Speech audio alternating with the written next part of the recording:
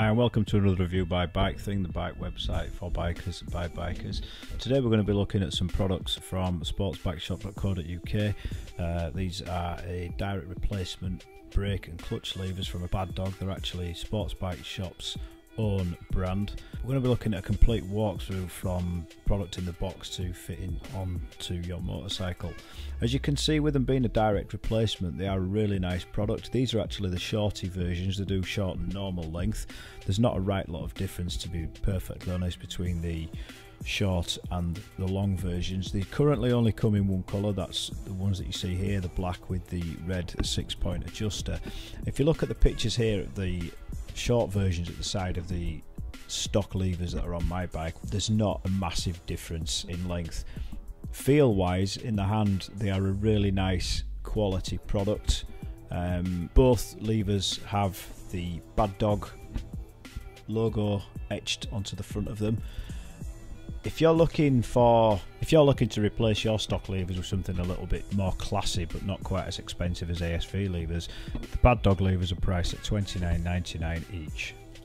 So we're going to jump straight into the removal of the old levers. The tools you're going to need for this are a 10mm ring spanner and a flat-headed screwdriver. That's all we used anyway.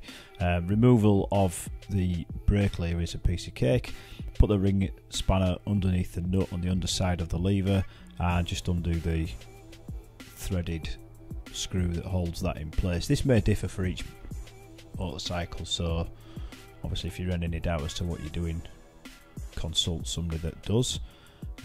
So you see here the difference between the lengths. Now we're actually taking the levers off.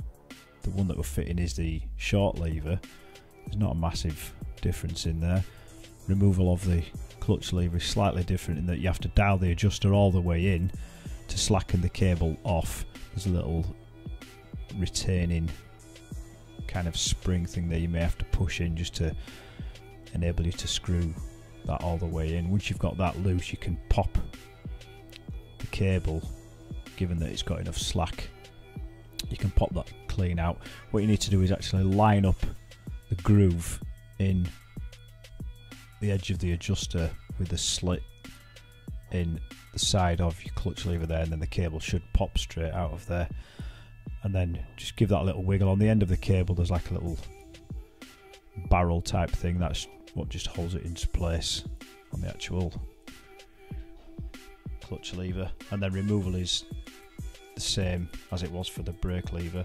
We ended up having to use a socket set purely because we couldn't get the ring spanner to where we needed it to be able to undo this bolt. And the other difference with the clutch lever on this particular model bike is that it doesn't have a screw in the top that you can undo, so we had to get our finger under it and just pop that out. Once we'd taken that bolt out of there that was holding it in, it was just a case of giving the lever a little bit of a wiggle, and then it did pop off. Fitting was the exact opposite of removal.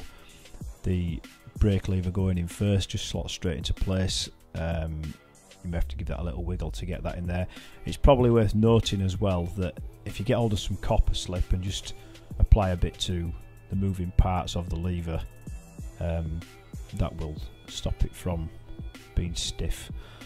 Pop the nut back on the bottom, hold it in place with a ring spanner, tighten it up with the screw on the top, and that's the brake lever in place.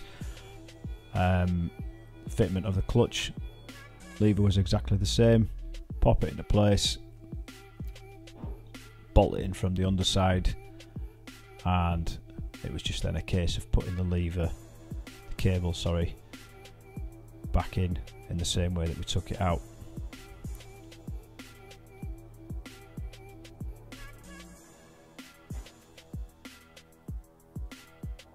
Again, using the socket set to tighten that back up because there's no screw in the top there, and you can see there now it's fitted. It does look considerably better. As I say, popping the clutch cable back in is exactly the same. Pop the little barrel into the slot on the underside of the clutch lever, which you can't actually see on this video, but it is under there, and then slot the cable up through the slot in the lever, again making sure that the adjuster slit is lined up with the slit on the side of the lever itself, and then it's just a case of dialing that back out to take up the tension. One thing I found after I'd done this and I had everything working, I was having some problems with the clutch, and that's because I dialed it out too far. It's a very simple mod for your bike. It takes around 20 minutes, I would have said. I've not noticed any difference between having shorter length levers, and I've always had the normal length levers on a bike, but I think that the $29.99 that you pay for each lever is definitely worth the investment at the side of the looks that it gives your bike. The adjustment on the top is a really nice solid feel when you're changing it between the different settings. Thanks for joining us today for this review of the BADDOG levers sent to us by sportsbikeshop.co.uk. As always, rate, comment, subscribe, check out our website bikething.co.uk, and we'll see you for our next review.